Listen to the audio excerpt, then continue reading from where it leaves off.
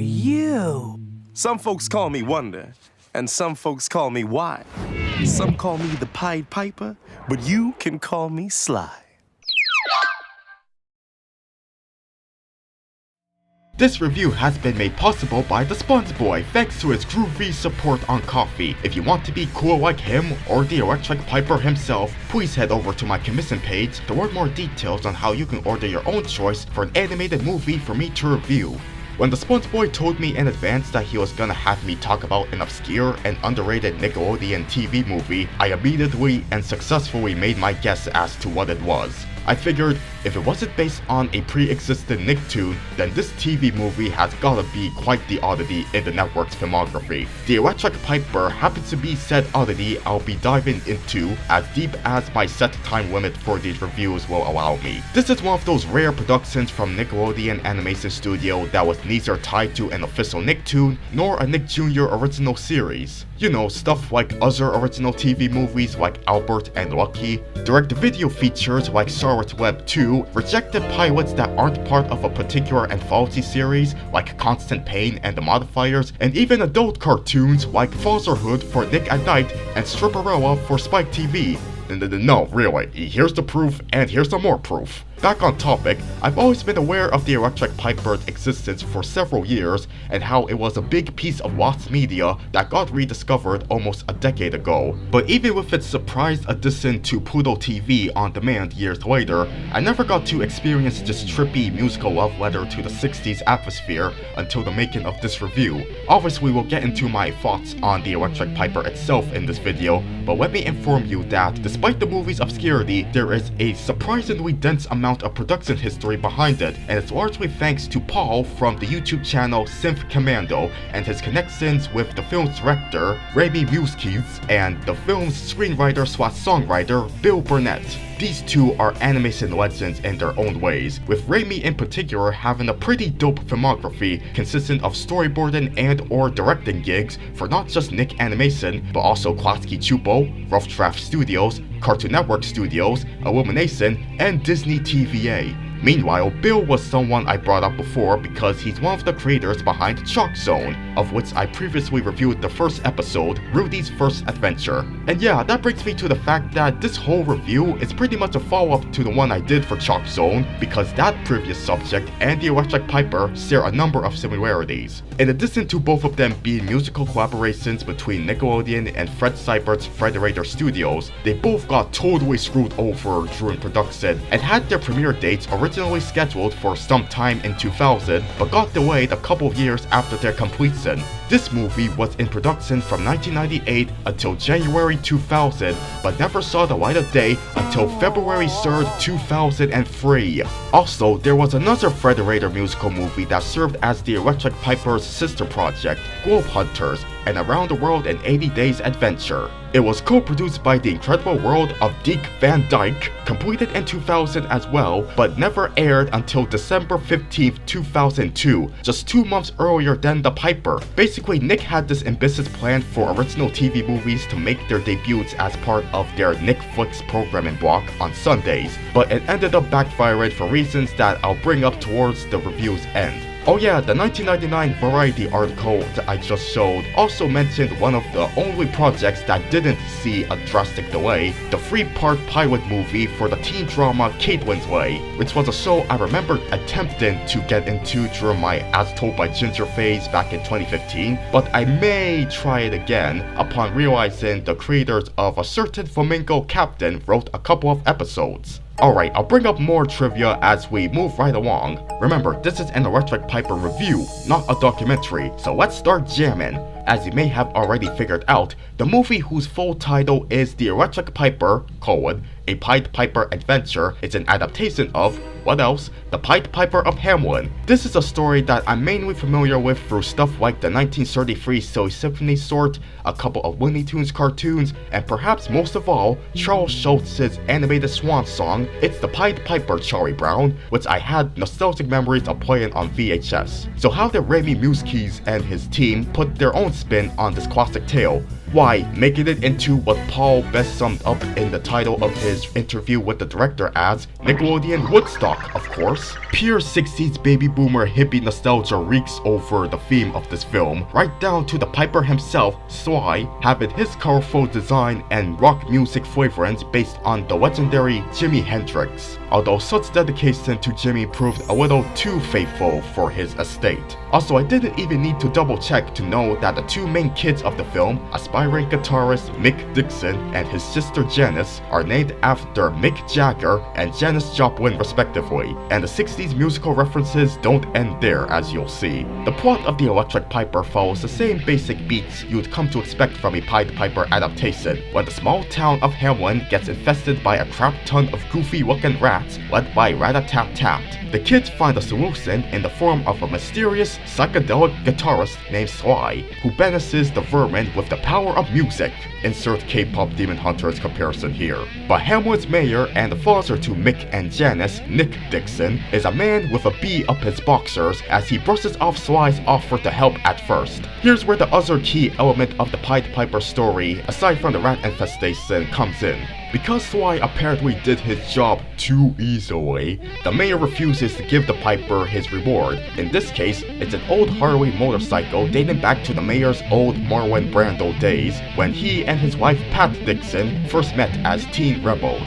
Because of said refusal, Sly's like, "Screw this, I'ma take your kids instead," and lures the kids of Hamlin away from town and into his mountain cave. With this being Nickelodeon we're talking about, the brand that regularly emphasizes kid power, there is the kids rule, adults drool mindset that has been building up to this point. Starting with the film's opening number establishing the parents' strict nature, and Mayor Dixon in particular not caring for Mick's ambitions to become a musician. Sly himself was once a kid whose parents didn't understand him, so he empathizes with these children's frustrations. But at the same time, as this story turns out to be a lesson about not taking your parents for granted, he initially refuses to let the kids leave his paradise, even as their parents start rapidly aging themselves nearly to death. In fact, according to the Raymie Muzquiz interview, Sly would have become a more blatant twist villain in an earlier draft, channeling his inner Mr. Burns by releasing the hounds to attack the kids. I'm glad he leaned more towards the good side in the end,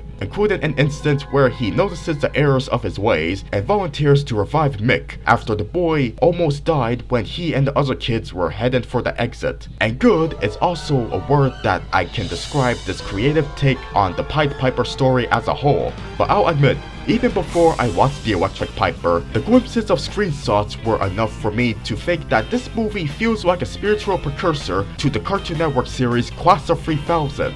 Think about it. This is an animated musical featuring a diverse group of kids who are led by a tall, skinny, talented black musician, voiced by a real-life talented black musician, and produced with stylish visuals and catchy songs that feel like some genuine passion was put into them, thanks to the hard-working crew. Also, Crystal Scales, the voice of Tamika, among other characters, happens to be part of the cast. Of course, this ain't no Lion King versus Kimba the White Lion situation I'm trying to start here, especially since I haven't watched much of Class of 3000 myself, but I can't be the only one who thinks these similarities make sense, right? Now, where to start with praising The Electric Piper's good qualities? Well, duh, it's a musical, why not start there? Generally speaking, the collaboration between Bill Burnett as songwriter and Guy Moon as score composer resulted into a soundtrack that captured the hippie vibes of the 1960s and could end up getting stuck in your head. Typically, Guy Moon's score is distracting when I hear it play in productions that aren't a Butch Hartman cartoon, but here, it's like how I described Jim Lang's score for Primos in my review of that show. I would have to do the listening equivalent of squinting my eyes to get a closer look.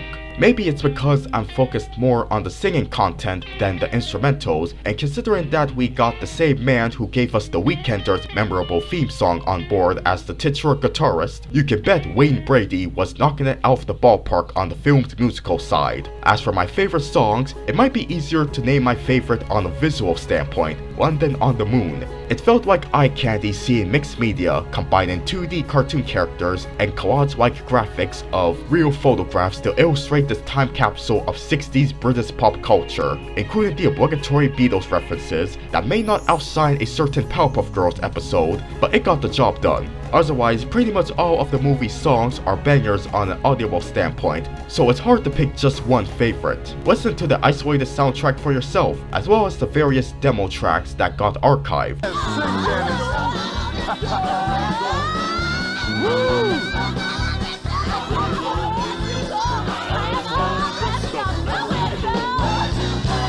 So much talent went into the making of this hidden gem, and while I may not be able to verbally acknowledge everyone, I will give some of the most noteworthy cast and crew members their due. Speedrunning through the cast members aside from the aforementioned food fight star, Mayor Dixon was voiced by the late George Segal, whom if I as a cartoon fan should remember him for anything else, it'd be as the voice of horror from Billy and Mandy's Big Boogie Adventure. Then we have the late Rodney Dangerfield as the rat waiter Rat-a-tat-tat, accompanied by Rob Schneider as Rinky Dink Dirk. Yes, that Rob Schneider. And those are just the ones who could be considered celebrities. For the quote normal voice talent, I honestly wasn't too familiar with Robbie Rist, the voice of Mick Dixon, but then I realized that he was most famous for the pizza guy from Evil Con Carne. Oh, and these two as well. Christine Ebersole's performance made Pat Dixon fall into the category of characters who had me thinking, I can't believe it's not Grey the While. Overall, a great cast, which is not even including the temp voice actors. Man, I haven't even got into the visuals yet. Well, aside from the London on the Moon sequence, firstly, we must pay respects to the late great Jerry Richardson, who served as the Electric Piper's art director, lead character designer, and a background designer. This man was an underrated animation legend who I personally best remember for fine-tuning the respective styles of Everett Peck and Craig Bartlett for animation production, and his resume obviously doesn't stop there. In this film, you know I'm a sucker for thick-lined mid-century style cartoon designs, right? Ignoring any artifacts that come with being an earlier example of digitally inked and painted TV animation, there is a bold sense of personality to be found in the art style. Sly himself undeniably has the coolest design out of everybody, being a Jimi Hendrix type and all, and it really shows during certain musical numbers. I'm just gonna point out some more notable names on screen and what I best remember them for. All are awesome in their own ways, but I have to make verbal mention of prolific storyboard artist Lyndon Ruddy, who coincidentally worked on the same Backyardigans episode I reviewed not too long ago, High Tea. Man, I love when connections like this show up in these review requests. As we're reaching the finale of this one, let's answer the question, why did the Electric Piper ended up being a one-errand wonder that had to wait 3 years to see any daylight? According to the director, the Nickflix block in general bombed due to some scandal involving deception with Nickelodeon's ratings, and the network being unable to afford advertising costs.